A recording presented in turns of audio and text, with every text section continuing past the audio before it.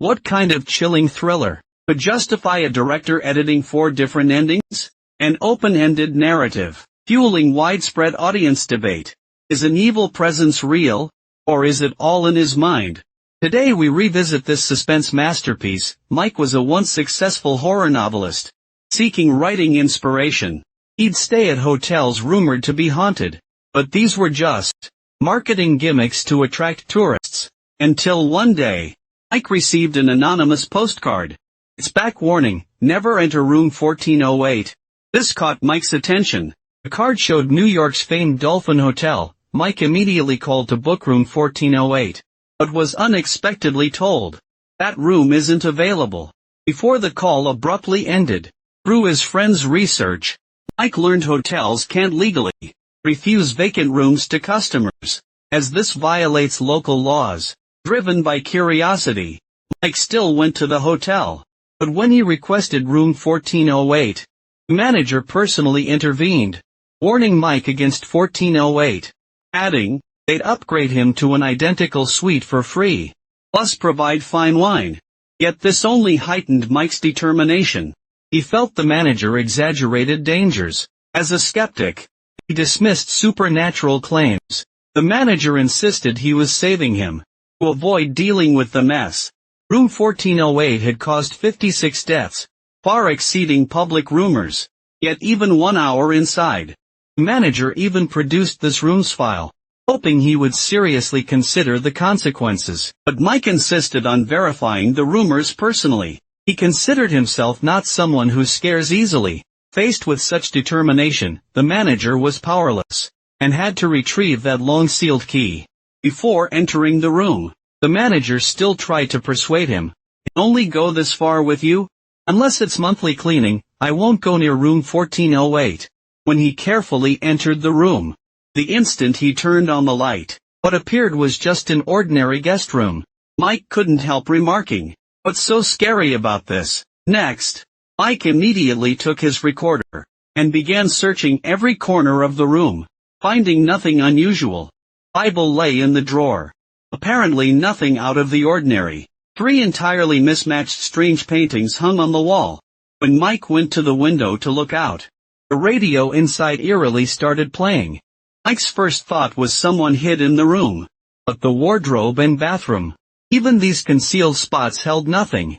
Only when he saw the toilet paper corner folded, did he notice something strange. Because when he entered, the paper couldn't have been folded after he used it. Mike searched the room thoroughly, but found nothing else present, while a dark shadow seemed to flash in the ceiling vent. Mike was visibly frightened now, and mocked it as some bored person's prank. Meanwhile, the room's heating grew hotter. Mike discovered the thermostat here was already broken. He hurriedly called customer service, asking someone to come fix it. But after making the call, the wall painting tilted uncannily. Mike went to straighten the painting, yet he noticed the image inside had shifted. Mike felt a sudden distant terror. Scared, he told himself it was all an illusion. Was all. Just then, chips suddenly sounded in his ears. Sailing on the sea, followed by urgent knocking. Luckily it was just the air conditioner repairman. Mike opened the door, but the repairman refused to enter the room, knowing its terrifying reputation. Fixing the air conditioner was simple. Anyone could do it. Guided by the repairman, Mike easily fixed the unit. But instantly, the repairman vanished. The repairman's hasty departure made Mike's skin crawl. Mike then closed the door. Decision had deeply regret. Lying in bed, Mike took a drink to steady his nerves. When the nearby radio switched on eerily by itself, he frantically turned it off, only for something stranger to happen. The radio frequency display flashed rapidly, landing on 60 minutes, then began counting down. Mike recalled the hotel manager's warning, "No one has ever lasted an hour here." Could it be true? Before Mike could process this, ringing filled his ears, as if he'd gone deaf. He staggered to the window, watching vehicles pass below, but hearing absolutely nothing. Mike looks bewildered, thinking he must be hallucinating. As he turns to leave the window ledge, the window slams shut with unnatural speed, hitting Mike. He rushes to the bathroom to wash the blood from his hand. But scalding hot water suddenly sprays out, subjecting him to secondary injury instantly. Mike exerts a tremendous effort, finally shutting off the faucet.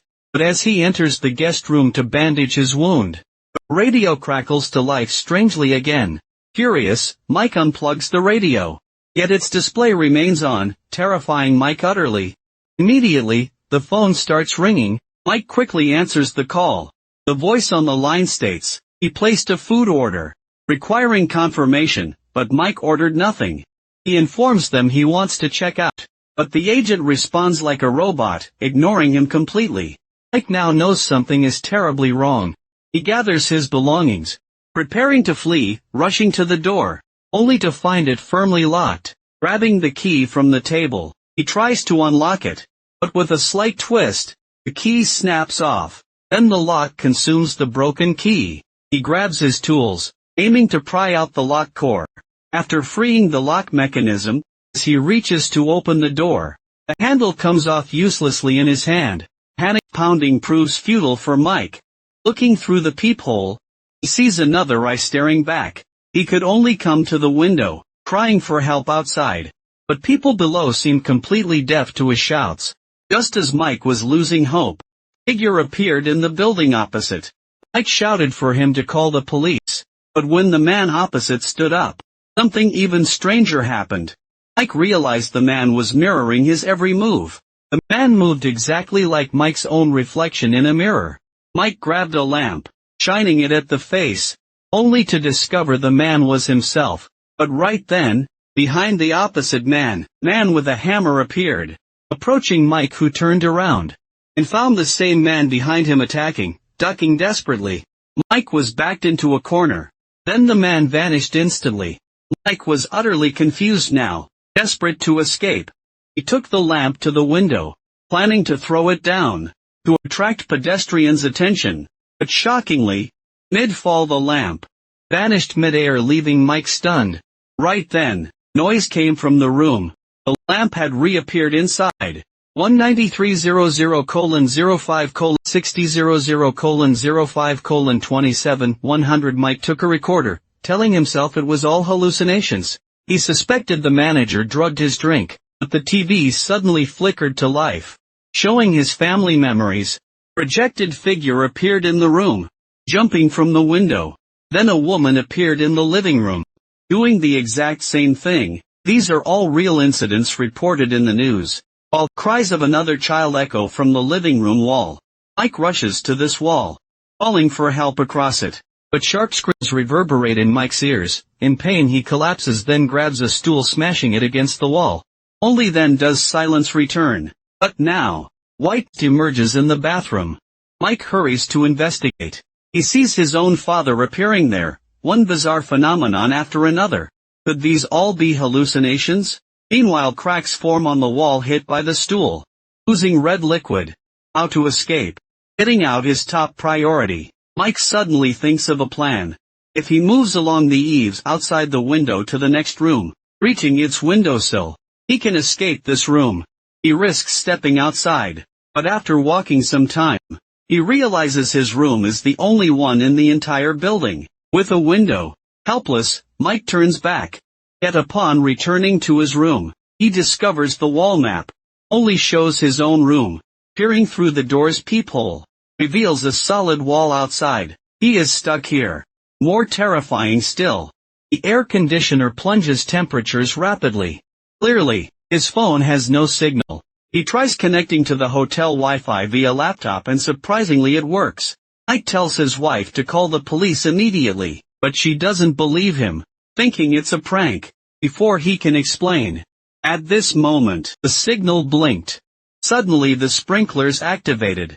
Water drenched the computer and shut it down. Angry Mike picked up a rod from the floor and smashed the fire sprinkler. Miraculously the water stopped. Vent above made Mike realize this could be another way out. Mike quickly climbed into the vent and began crawling forward.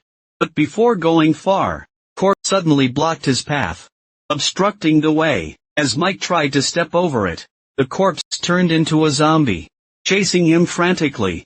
He retreated back to the room. Back in the room, Mike found a Bible immediately to combat this evil force, but its pages were completely blank.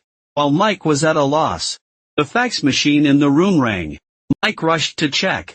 Instead of paper, it printed clothing from his deceased daughter. Unbelievable, the room transformed into an icy world. The intense cold forced Mike to burn things for warmth.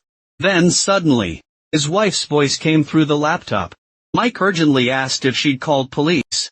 She told him police would arrive within 15 minutes. But Mike saw the radio countdown was ending. There clearly wasn't enough time. When Mike tried to explain everything, his camera image started talking as his wife headed toward the hotel. This wasn't what Mike wanted. He desperately yelled warnings, but his wife couldn't hear him. As she drove away, the cell phone screen revealed a sinister grin. Meanwhile, the entire room began collapsing. Water streams poured from above while in the wall painting. Images started shifting. Overwhelmed, Mike grabbed a wooden pole, smashing at the painting. Countless seawater suddenly gushed out from the artwork. The room rapidly flooded. Mike soon sank beneath the engulfing water. A beam of light appeared overhead, preventing Mike from surrendering. He swam upward toward the light.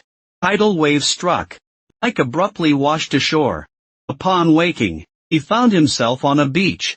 Bystanders had rescued him. Consciousness faded. Next he lay hospitalized. His wife had come to his side. Just days prior, Mike had gone surfing. Rogue wave dragged him underwater. Had the hotel events been hallucinations during his drowning? Mike urgently asked his wife their location. She explained. Hearing of his crisis in Los Angeles, she had rushed here. Upon learning, when Mike described his experiences, she attributed them to subconscious memories manifesting. Mike drafted his account. Preparing to submit to publishers, man appeared suddenly, making Mike sense danger. This man had been at the hotel, revealing this reality as illusion. Then, people began frantically smashing at walls. On the wall appeared words suggesting burning me alive. In an instant, Mike returned to the hotel room. The room was now in utter chaos.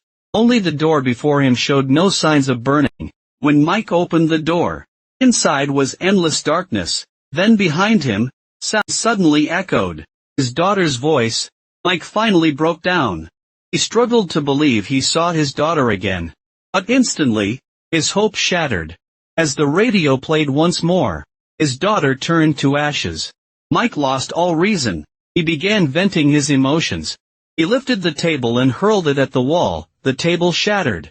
As the radio's countdown ended, the hotel room returned to normal. New countdown commenced, followed by more eerie occurrences. The evil spirit tempted Mike to kill himself, but Mike no longer feared it. He decided to die with the evil spirit. Mike took out a lighter and ignited the room.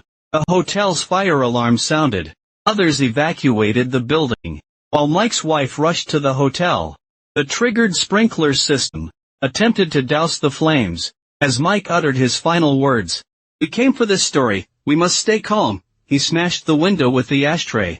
The rushing air instantly reduced room 1408 to ashes, and Mike ultimately perished.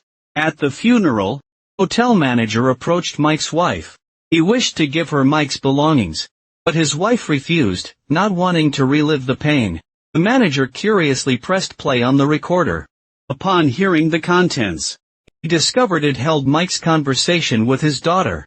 That's when he saw Mike turning around in the rearview mirror. He realized the evil spirit escaped room 1408 through another means. All alternate endings show the demonic presence broke free. In the end, Mike's spirit appeared inside room 1408, no longer showing fear, but serene acceptance. For Mike, this offered another kind of rebirth, allowing him to reunite with his daughter. But who really sent that mysterious postcard to